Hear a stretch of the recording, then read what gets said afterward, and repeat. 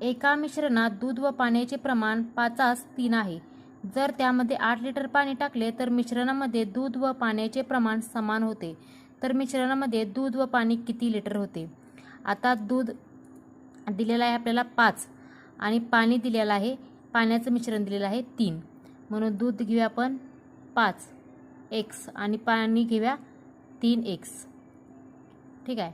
आता हे 5x बरोबर पाणी घेतले 3x आणि त्यामध्ये 8 लिटर पाणी टाकले, म्हणून टाकले म्हटल्यानंतर आपण इथं बेरीज करून घेऊया.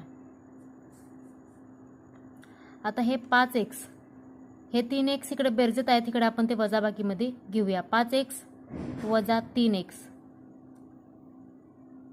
बरोबर 8. आता 5x मधून 3x गेलं तर आता 2x बरोबर 8. आता हे 2x इकडे गुणाकारात आहेत, इकडे ते भागाकारात येतील, म्हणून इथं आपण 2 घेऊया. बेक बे बेचोक 8 बरोबर 4.